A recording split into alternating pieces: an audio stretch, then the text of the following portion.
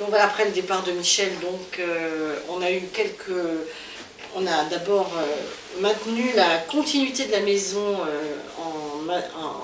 en réduisant la voile évidemment. On était 3 ou 4, pas plus, même 3 je crois. Et on a eu quelques bonnes surprises d'édition, puisqu'on a publié Premier de Cordée illustré en texte et images, alors que Premier de Cordée est un roman. Alors illustré comme si c'était une biographie, c'était un peu étonnant, mais en fait Roger Frison-Roche s'est inspiré de gens qui ont existé, qu'il a connus quand il était porteur. Et Ravana, c'était Ravanel le Rouge, enfin tous les personnages avaient une origine à Chamonix, et les lieux bien évidemment. Donc on a fait une illustration comme si c'était non pas un roman mais un récit. Et donc on a sorti ce livre très beau, sur très beau papier, enfin encore plus beau qu'un texte et image normal, pour les 15 ans de la maison. Et on en a vendu plus de 10 000 exemplaires, ce qui était le champion du monde de nos textes et images. Donc on était très contents. Et autre succès qu'on a eu, c'est Born to Run. On a un peu ouvert la ligne parce que bon, pour moi c'était un peu difficile de rester dans l'alpinisme. Et de temps en temps on faisait des petites éruptions.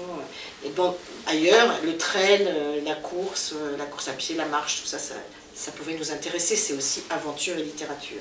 Et donc on a traduit Born to Run, qui est un grand classique de la course à pied, qui est encore un très grand succès aujourd'hui, puisque c'est la course à pied minimaliste, quoi, avec pas de semelle dans les chaussures. Voilà. Et puis aussi la marche avec... Après, alors, Paulsen, au moment même où Paulsen arrivait, alors je vous raconte l'histoire de Paulsen. On l'a rencontré, Jean-Christophe Ruffin. Mais au moment où, en 2005, Michel donc, est parti en 2007, mais en 2005, il a rencontré Frédéric Paulsen, et il avait besoin d'appui financier, ça forcément toujours, et encore plus que d'habitude, puisque là c'était un peu compliqué. Et il a rencontré Frédéric Paulsen, qui l'a fait entrer, il a ouvert le capital de la maison, qui l'a fait entrer à hauteur de 15% dans le capital de la maison. Et alors Paulsen est un monsieur suédois qui est un grand patron de l'industrie pharmaceutique. Il a les laboratoires Ferring, qui sont à Lausanne, mais il y en a un peu partout dans le monde. Et il a surtout une passion pour les régions polaires. Et il a rencontré Christian de Marliave, qui est un chamoniard, que peut-être certains de vous connaissent, qu'on appelle Criquet, qui est devenu une sorte de guide pour lui, qui l'a emmené, qui est un explorateur des pôles, qui a créé une base au pôle, qui a emmené Paulsen un peu partout sur les pôles. Et c'est Christian de Marliave qui a parlé des éditions Guérin et de son ami Michel à Paulsen. Il en a vu débarquer Paulsen, il était venu en hélicoptère, il s'est posé à la des ailes, il est arrivé dans le bureau pour rencontrer Michel. Il avait vu le catalogue et il voulait savoir comment c'était possible de faire une maison comme ça, parce qu'il voulait la même chose pour les pôles. Il rêvait de développer les grands textes aussi des pôles, et il y en a, les Shackleton, Scott, etc. Et donc ils se sont connus comme ça. Michel, pendant une année, a été conseiller éditorial, parce que Paulsen montait en même temps la maison d'édition à Paris, Paulsen. Et voilà, et puis Michel est parti, a disparu, et donc moi, après, tout de suite j'étais allée voir Paulsen pour lui dire, il faut m'aider, quoi, il faut même que vous achetiez la maison, parce qu'on ne tiendra pas sans Michel. Et il m'a répondu, mais non, je vois pas pourquoi, cette maison vous appartient, vous, à vos enfants, il faut continuer. Je lui ai dit, moi j'y connais rien en comptabilité, en gestion, mais c'est rien du tout, vous faites d'un côté ce que vous dépensez, de l'autre côté ce que vous gagnez.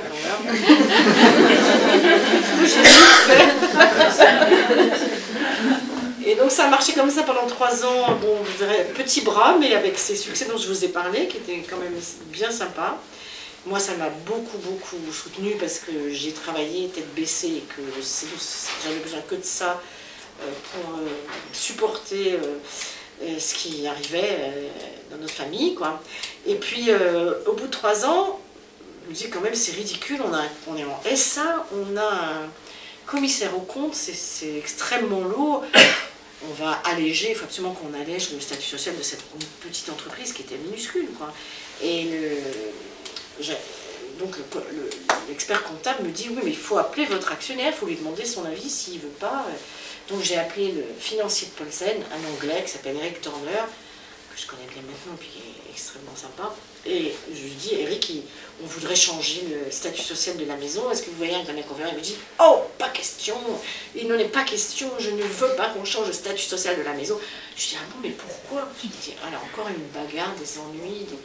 Et il me dit, Frédéric Paulsen veut acheter la maison aujourd'hui. Et ça, c'était donc 3 ans après.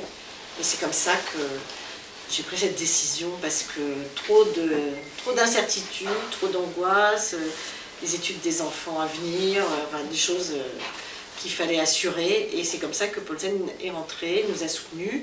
Aujourd'hui, on fait... la maison est beaucoup plus solidifiée financièrement, forcément. Hein, on n'est plus dans la même difficulté, précarité. Et puis, on a développé effectivement les collections, j'en ai pas là, mais Shackleton. On a dupliqué toutes les collections pour les pôles, pour Paulsen, les grands livres polaires, et puis les nouveautés. Mais bon, c'est beaucoup plus difficile. On n'a pas reproduit le même modèle, parce qu'il n'y a pas en France la culture polaire qui peut y avoir dans les pays scandinaves ou même en Russie. Donc on n'a pas pu créer ce fichier d'amoureux des pôles qui nous a tellement aidés pour Guérin.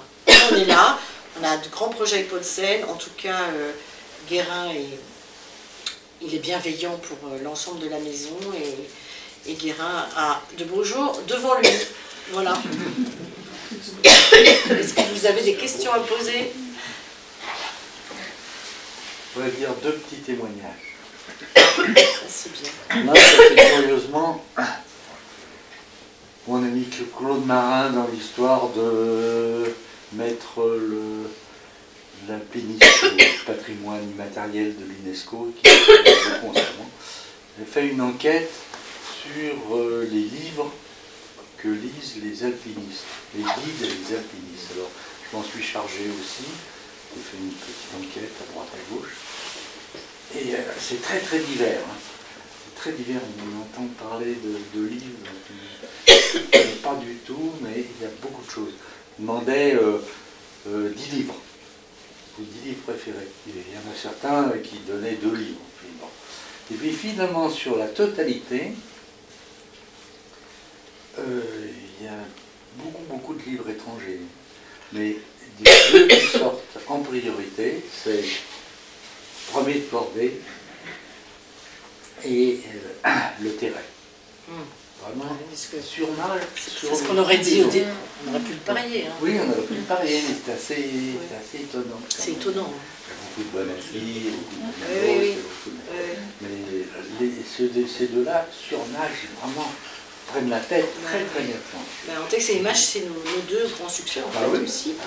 Enfin, à part Krakauer aussi, qui a été un grand succès, on en a eu d'autres, mais ces 2-là, ils ne sont jamais dévalués. D'ailleurs, Premier de cordée, Les Conquérants, il est épuisé, mais on l'a sorti en petite collection. Là. On a tous les droits maintenant. Antoine Terret nous a cédé tous les droits, ce qui fait qu'on l'a sorti en petite collection pour pouvoir moins cher, quoi, pour que les jeunes y aient accès. Et en petite colle, ça y est, il est reparti. Enfin, il n'est pas en petite colle, il est en Terra Nova, en moyenne collection, voilà. Et il marche très bien, quoi. C'est incroyable. On dirait que ça ne se tarit pas, Comme Premier de cordée, ça ne se tarit jamais. Et l'autre anecdote, c'est un de mes amis, clients et amis, mes grands amis qui malheureusement disparu il y a 2-3 semaines. J'habitais aux Ouches et j'allais souvent manger chez lui, et sur le mur il y avait des livres rouges. Puis j'ai l'impression que chaque fois que j'y allais, ils augmentaient un petit peu. Et je me demande, il me dit, je les achète tous. Et il a tenu parole. Ah non, on en a quelques-uns comme ça, pas mal. Qui sont collectionneurs. Beaucoup, oui. Il y a même des textes et images qui sont à vendre. Ceux qui sont épuisés, c'est-à-dire qu'on ne peut plus trouver, comme Carnet du Vertige, Krakauer, parce qu'on n'a plus les droits, parce qu'il y a une raison pour laquelle on ne peut plus les publier, ils sont à vendre des fortunes sur Internet. Hein. Je crois qu'il y en a à 900 €. Il y en a un, il en avait trouvé un à 3000 € de je sais plus quoi. Et Un truc complètement délirant, mais... Voilà, comment on peut, en travaillant d'arrache-pied et en réfléchissant beaucoup, faire une petite maison bien solide. Ouais. Oui. C'est un peu un détail, mais est-ce que vous pouvez nous parler un peu du rouge? Bon, on connaît peut-être la patte du publicitaire, mais comment ça s'est passé? Est-ce qu'il y a eu des collaborateurs? Est-ce que ça a été une évidence? Enfin, la mise au point de la couleur. Oui, pour et Michel, ensuite, est-ce qu'elle a changé dans le temps? Ça a été une évidence pour Michel. Il aimait beaucoup cette couleur, puis surtout, c'était quand il fermait les yeux, qu'il pensait à la montagne, il voyait la montagne de l'enfance avec des moniteurs qui étaient en rouge, des pulls rouges, des chaussettes rouges, les baudriers rouges, qu'est-ce qu'il y avait de rouge, les chaussettes rouges des alpinistes. Et puis en même temps, c'est la couleur du cœur, de la passion, c'est flamboyant le rouge. Il voyait la montagne comme quelque chose d'intense, de magnifique, un espace de joie, quoi, de bonheur, donc ça collait. Mais peut-être que, moi je me souviens plus exactement, mais peut-être qu'il ne s'attendait pas à ce point-là, à ce que ça soit à ce point l'identification de ses livres, quoi. L'effet que ça a été sur le plan du marketing, il a été très très important. Oui, c'est quand même très important. Hein. Michel, il était, comme tu dis, un très bon publicitaire. Hein. Ouais. Et le rouge, dans n'importe quelle librairie de France, le livre rouge, on le voyait tout de suite. Hein. Oui.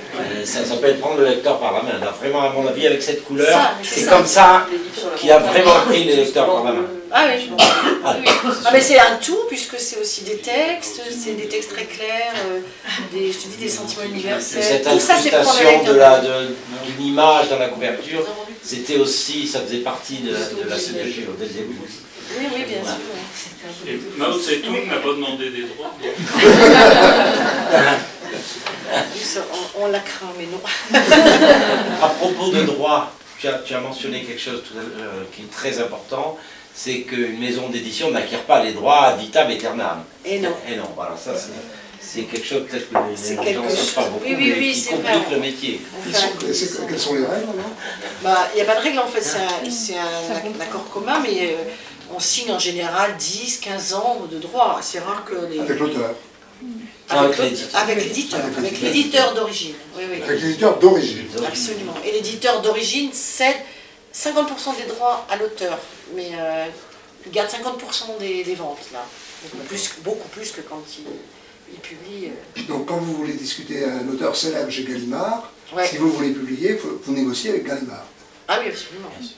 Mais bon, il est évident que nous, on a négocié, c'est Marianne Terray qui a intercédé et qui a dit à Antoine Gallimard, je veux céder les droits de l'édition illustrée, parce qu'elle a quand même tenu à ce que les conquérants restent en poche chez Gallimard pendant quelques années, et ce qui est normal. Puis c'était le grand éditeur de Terray, ils se connaissaient bien, ils ont travaillé. Donc on a eu l'édition illustrée sur la demande de Marianne, et l'éditeur normalement il va faire plaisir à ses auteurs, il ne va pas dire non je ne veux pas, il est un peu obligé quand même. Mais c'est à lui avec lui qu'on signe, qu'on paye. On a signé avec John Krakauer pour l'édition illustrée de Tragédie à l'Everest, qui a été un livre extraordinaire aussi. Je ne sais pas si vous l'avez lu, mais c'est une merveille. L'édition illustrée, c'était vraiment génial, et malheureusement, on a perdu les droits, et John Krakauer a dit non, je ne veux plus donner de droits à l'étranger. Ça s'est arrêté d'un coup. Ce qui est dommage parce qu'il y a eu le film, on était très contents de continuer, puis il marchait très bien ce livre. Puis c'est vraiment... oui. J'ai pas compris, les bouquins qui sont liés au pôle, Oui. c'est fait par la même équipe que l'équipe C'est nous. terrain? Oui, absolument. C'est vous aussi? Mais l'équipe a été augmentée d'une équipe, parce qu'on fait beaucoup de livres là dans une année. C'est presque 50 livres par an, c'est beaucoup. Et donc les éditions Paulsen n'existent pas? Si, les éditions techniquement? Paulsen existent, elles chapeautent l'ensemble, c'est le groupe Paulsen en fait. Mais ça c'est financier ça? Voilà, c'est financier. Il y a Guérin qui reste rouge, La Montagne, et indépendant d'ailleurs pour la ligne éditoriale, puisque là vient d'être embauché Charlie Buffet, je ne sais pas si ça vous dit quelque chose, qui est un journaliste qui était au Monde, qui est quelqu'un qui connaît très bien La Montagne, qui a une légitimité, qui écrit bien. C'est lui d'ailleurs qui écrit dernier, là, Annapurna, Magnifique. une histoire humaine, voilà, Annapurna, qui est un très beau texte. Il écrit très bien. tout ce qu'il a écrit. Et donc Charlie reprend la direction éditoriale, parce qu'il y a un petit mouvement là. Moi je m'en vais, bon, parce que c'est le moment, 65 ans, je me dis ça suffit, j'essaie de faire d'autres choses quand même, de voyager un peu. Et Christophe est parti, Christophe Rella, qui était le directeur des deux maisons. Lui, il est parti avec Sylvain Tesson pour faire des films et des aventures, parce que c'est son rêve de toujours d'être réalisateur, et il a craqué, donc il est parti. Et donc c'est Charlie qui remplace un peu Christophe, un peu moi, et puis Isabelle Parent. Il y a une équipe à Paris aussi. Mais Guérin va rester avec son équipe à Chamonix, sa boutique, qui est dirigée par Lorraine Afanassiev, que vous connaissez peut-être, et qui marche très bien, la boutique ici. Et les petites rencontres qu'on fait, elles marchent très très bien. Donc on continue, voilà. Et il n'y a pas d'interférence sur le plan éditorial, d'abord parce que Paulsen, les Suédois, et autour de la table, quand on a des réunions, il y a un Anglais, un Italien, enfin, ils ne connaissent pas du tout les auteurs. Même Ruffin, quand on leur a présenté Ruffin, ils disaient qu'il se le Ruffin, ils ne savaient pas du tout. Et on fait ce qu'on veut en fait. Hein.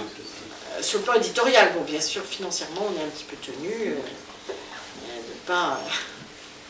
Le point de vue impression, est-ce que c'est imprimé? Toujours l'éditeur familial qui s'appelle BP Parmigiani, qu'on a depuis le début avec Michel, voilà, qui est un ami, et qui est à Turin. Et il dit Paulsen aussi? Ouais, il fait tout. Ah oui. Ouais, tout Paulsen. Et Paulsen ne passe pas. C'est mélangé en fait, parce que c'est. Ici se font les textes et images. Stéphanie et Judith font des textes et images, que ce soit les Paulsen ou les Guérin. Et puis par contre, non, les Guérin, ils sont faits que ici. Mais les livres de Paris, on en a pas mal. Il y en a beaucoup qu'on fait ici aussi. Parce qu'à Paris, ils sont moins nombreux que nous. Mais là, on réduit un peu le. Ah, mais je t'ai montré. Moi, si c'est pas indiscret, le Ruffin, puis tu en as parlé, qui a été quand même le jackpot des éditions. De 350 000 exemplaires. De toute l'histoire des éditions. Sur les 3 dernières années, ça représente combien de pourcents du chiffre d'affaires de la maison Guérin? Mais ça, je ne peux pas te répondre à des trucs comme ça, parce que déjà les chiffres... C'est pas compliqué, les entrées, les Non, grosso modo. Bah, je sais pas, mais t'as qu'à imaginer 350 000 exemplaires, si les éditions Guérin ont gagné 2 € par exemplaire, tu vois, je sais pas, c'est à peu près ce qui doit rester. Hein. Ça fait 700 000 €. Voilà, tu vois, c'est presque 1 million d'euros. Hein. Je crois que c'est même plus ce qu'on gagne. Ouais. Non, non, c'est énorme, mais ça a financé à l'époque les locaux ici, il y avait des travaux, ça a financé les locaux ici. Bah, le fait qu'on a embauché des gens, mais ça aussi il faut faire très attention parce que des Ruffins, il n'y en a eu qu'un, et bon, il y a eu Tesson après, on a fait plus de 100 000, Kefelec 50 000 exemplaires, c'est des très gros chiffres pour une petite maison. Mais ça déstabilise aussi, hein, c'est compliqué à gérer ça. Là, ça déstabilise l'image aussi de la maison. J'ai l'impression que vous éloignez de la montagne, c'est pour ça que vous êtes revenu publier beaucoup de livres de montagne. Bah oui, mais trop maintenant on sait qu'il faut réduire, parce que nos lecteurs sont un peu perdus aussi justement, il faut en faire moins. Mais là, ça y est, tout le monde est d'accord, on va en faire moins. Mais on ne peut pas refuser des Ruffins, tu vois. Quand même... Ça nous a donné un coup de notoriété extraordinaire, mais il ne faut pas miser là-dessus. Tu vois, c'est des choses qui viennent et il ne faut surtout pas négliger pendant ce temps-là nos lecteurs, le fichier montagne, d'où le resserrement aussi sur la montagne. Là. Et concernant la vision que vous avez évoquée à la fin, est-ce que vous, à votre avis, vous pensez que Guérin va passer multicolore? Et ben, pourquoi pas pour Paulsen qui a envie de grandir, de faire une grande maison, peut-être qu'il va faire cette maison de l'outdoor avec des livres sur différentes activités sportives. Quoi. Ce serait le projet de Michel, là, ce serait génial. Il faut trouver le Michel Guérin de chacun des domaines. Ça, c'est le plus difficile. Oui, parce qu'en fait, on ne s'improvise pas éditeur, c'est quelque chose de très très... On l'est, quoi. Et puis on a une vision personnelle, on ne peut pas dire que ça s'apprenne non plus. C'est pour ça que je disais, Michel, de tout temps, il a rêvé de faire de l'édition sans même le savoir. Je me souviens quand on allait à Paris, au tout début que je l'ai rencontré, on allait voir José Corti, des gens comme ça qui étaient des éditeurs sur la place de Paris que les gens ne connaissaient pas, mais que lui, il idolâtrait. J'oublie les noms, mais c'est l'éditeur de Grac qui avait une petite échoppe derrière l'Odéon. Grac ayant refusé le Goncourt, et son éditeur aussi, tous les deux, parce qu'il trouvait que ça servait à rien, c'était trop aléatoire d'avoir le Goncourt, enfin, ça voulait rien dire. Mais refuser le Goncourt pour un éditeur, c'est étrange. C'est comme si vous aviez refusé Ruffin un peu. Oui, c'est ça, mais c'est un symptôme, quoi. C'est vraiment, et pour rester justement dans ses bottes, dans la littérature, se dire, mais non, on n'a pas besoin. D'ailleurs, ils avaient dit du mal du Goncourt avant, donc il fallait être cohérent. Il fallait être cohérent et fidèle à ses idées. Mais voilà, c'est des gens que Michel admirait beaucoup, qu'il aimait beaucoup. Quand je dis qu'il était tout frotté de littérature, c'est vrai, il disait tout, il était très très passionné de livres.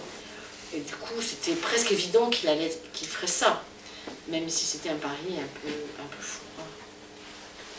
Parce que c'est fatigant et que c'est dur pour un seul homme de tenir tout ça. L'évolution de l'édition, vous la voyez comment? Parce qu'à travers vos propos, madame, je ressens quelque chose qui est la spécialisation, en fait. C'est-à-dire que, un petit peu pour prendre une image un peu triviale à Chamonix, c'est que vous avez North Face, vous avez des spécialités de vêtements, de sport, etc., qui ne vendent plus à travers des magasins, qui ont leur propre marque. Oui. Est-ce que vous pensez que l'édition va devenir ça? C'est une question. C'est-à-dire que la librairie n'existera quelque bout et est condamnée à disparaître. Franchement, je ne pourrais pas faire de pronostic parce que je ne suis pas assez calée pour ça. C'est difficile. Non, je pense que la librairie en général, c'est pas une critique du tout. Hein, non, c'est une question sur l'avenir de l'édition, mais je pense que votre ligne de description, c'est ça. C'est-à-dire que Guérin est devenu une marque.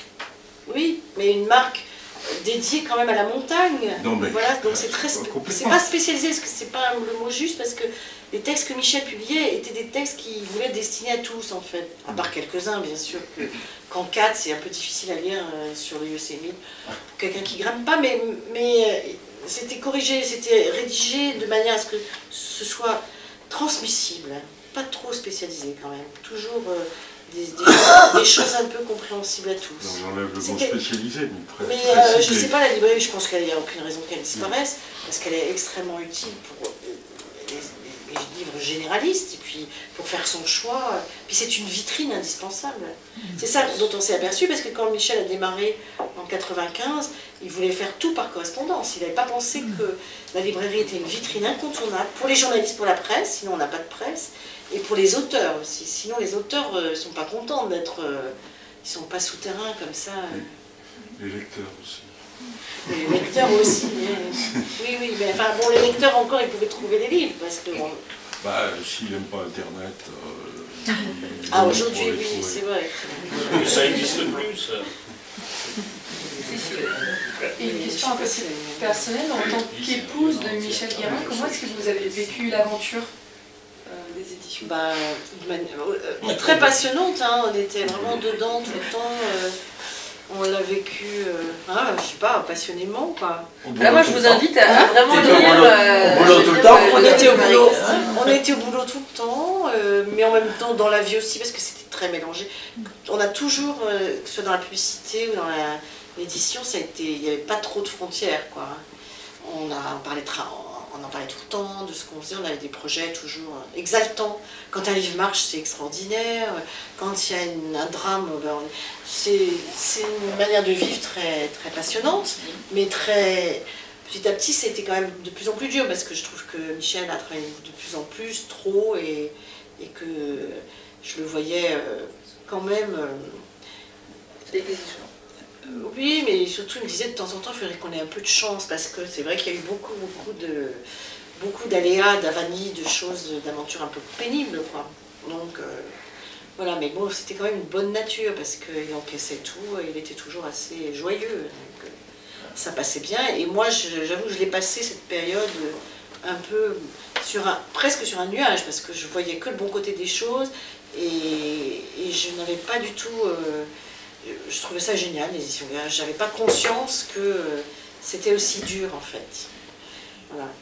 avant de rentrer dans la bagarre moi-même après et de m'apercevoir que c'était vraiment quelque chose de très difficile. Mais voilà, je dis génial au début. Après, quand Michel est mort, franchement, j'en ai voulu beaucoup aux éditions Guérin. J'ai eu beaucoup de mal à me dire je vais continuer parce que je leur en voulais, quoi. Je trouvais que c'était trop.